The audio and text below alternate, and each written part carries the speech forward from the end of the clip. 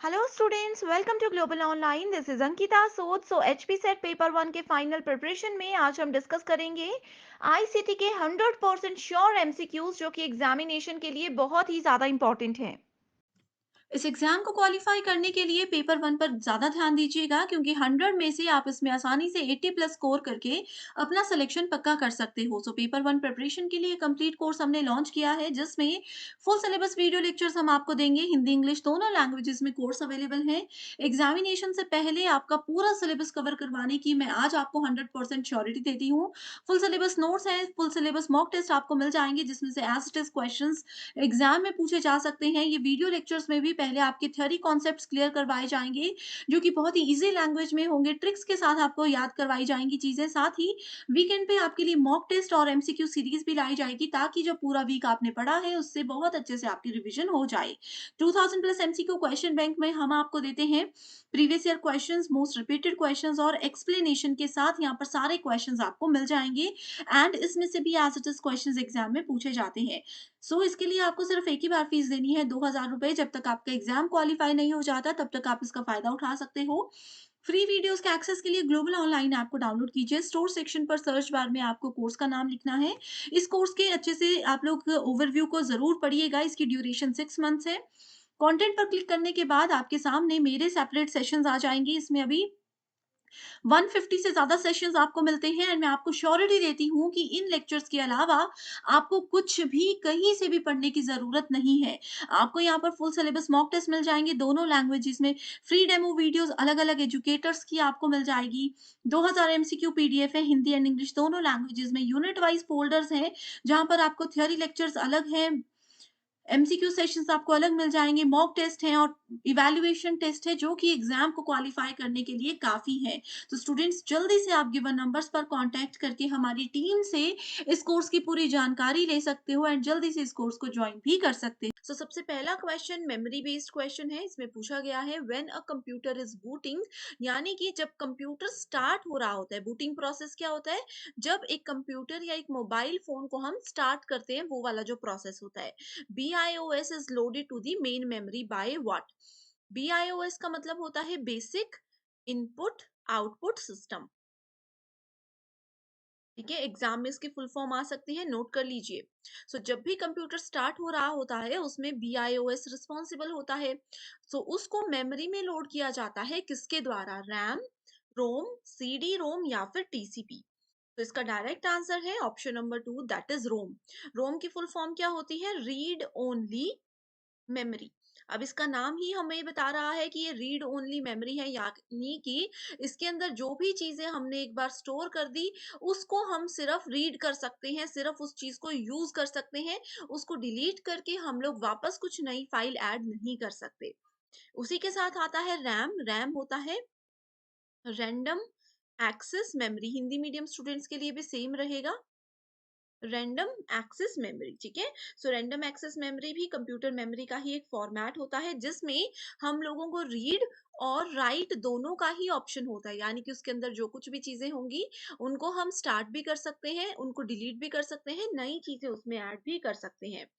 अब रैम और रोम से रिलेटेड एक इंपॉर्टेंट टॉपिक है जो कि एग्जाम में पूछा गया है इस बार भी। वो ये है कि इनमें से कौन सी मेमोरी वॉलेटाइल होती है, कौन सी नॉन वॉलेटाइल होती है। रोम क्या होता है? रोम होता है नॉन वॉलेटाइल। इसका मीनिंग भी मैं बताती हूँ। एंड रैम होता है वॉलेटाइल। नॉन वॉलेटाइल का मतलब नॉट इरेजेबल। मैंने आपको बताया कि रीड ओनली है, इसमें जो कुछ कुछ चीजें हैं वो एक बार अगर एंटर कर दी तो हम उसको रिमूव नहीं कर सकते। तो not erasable, non volatile. RAM मतलब वॉलेटाइल। तो इस तरह से आप याद रख सकते हो। तीसरा पॉइंट है यहाँ पर CD रोम। इस पे भी सेपरेट क्वेश्चंस पूछे जा चुके हैं एग्जाम में। CD रोम का मतलब होता है compact disc read only memory. ठीक है, compact disc read only memory. आप लोगों ने CD DVDs यूज की होंगी, ये वही चीज होती है। TCP की फुल फॉर्म क्या होती है? Transmission control protocol. ठीक है, ये स्टैंडर्ड होता है जब भी कोई कंप्यूटर को हम लोग इंटरनेट से कनेक्ट करते हैं। सो टीसीपी का उसमें बहुत इंपॉर्टेंट रोल रहता है, ये आपको पता होना चाहिए। सो देखो स्टूडेंट्स, एक क्वेश्चन की मदद से आप लोगों के कितने सारे कॉन्सेप्ट्स क्लियर हो गए, जो कि बहुत इंपॉर्टेंट है। सो नेक्स्ट क्वेश्चन है, symbols A to F are used in which one of the following. So number system का क्वेश्चन है, बहुत सारी शिफ्ट्स में पूछा जाता है। 4 टाइप के नंबर सिस्टम होते हैं, binary, decimal, hexadecimal, octal. Short trick पहले बताती हूँ, फिर हम आंसर पे जाएंगे। किसी भी नंबर पे, मान लीजिए यहाँ पर कोई भी नंबर लिखा है, उसके बेस पे 2 लिखा होगा तो वो बाइनरी होता है। किसी के बेस पर 10 लिखा होगा वो डेसिमल होगा। बेस 16 मतलब हेक्साडेसिमल, और बेस में 8 लिखा होगा, इसका मतलब है कि वो होता है ऑक्टल नंबर। ओके, सो बाइनरी नंबर, अब बेस 2 है यानी कि 2 वैल्यूज ये यूज करता है, तो वैल्यूज क्या है, 0 और 1, सिर्फ 2 वैल्यूज। डेसिमल में 10 वैल्यूज होंगी, 0 से लेकर के 9 तक।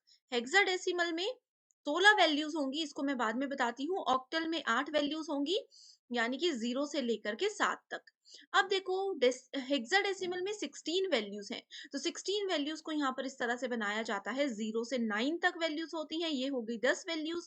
उसके बाद बाकी की वैल्यूज ए से लेकर के एफ, उनको काउंट किया जाता है। इसमें 11 12 13 14 नहीं होते, 0 से 9 होगा, उसके बाद ए से एफ होगा। यही क्वेश्चन में पूछा गया है कि ए टू एफ किस में यूज होता है। सो करेक्ट आंसर है option number 3, that is hexadecimal number system. Right, I hope ये कॉन्सेप्ट्स आपके क्लियर हो चुके हैं। तो नंबर सिस्टम पर एक वो क्वेश्चन था, एक क्वेश्चन ये पूछे जाते हैं, ये है binary equivalent of decimal number 35 is what. So इसमें देखो, डेसिमल नंबर 35 को एग्जाम में ऐसा भी सेम क्वेश्चन को इस तरह से लिखा जा सकता है, इस तरह से।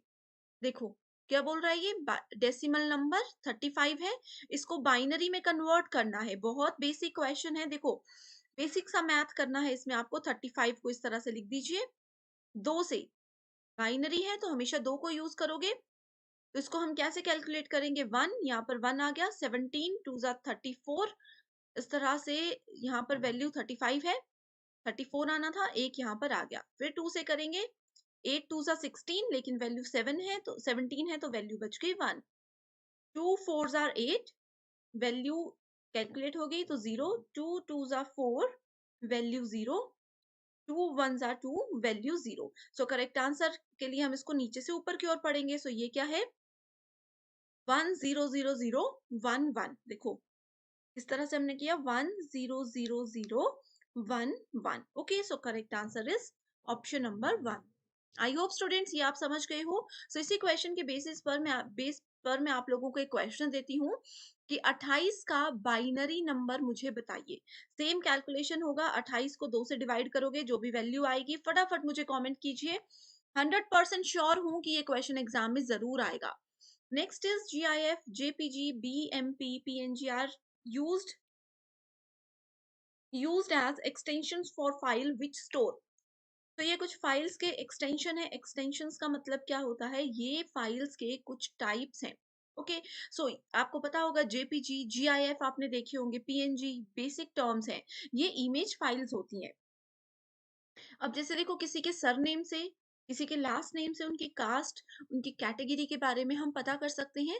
सिमिलरली जो भी ये फाइल्स होती हैं, इनके एक्सटेंशन से हम पता कर सकते हैं ये कौन से टाइप की फाइल है। जैसे ये वाली वीडियो है, अगर आप लोग इस वीडियो को अपने मोबाइल में डाउनलोड करते हो तो आप लोगों को .mp4 दिखेगा। mp4 किसका फॉर्मेट है, वीडियो का।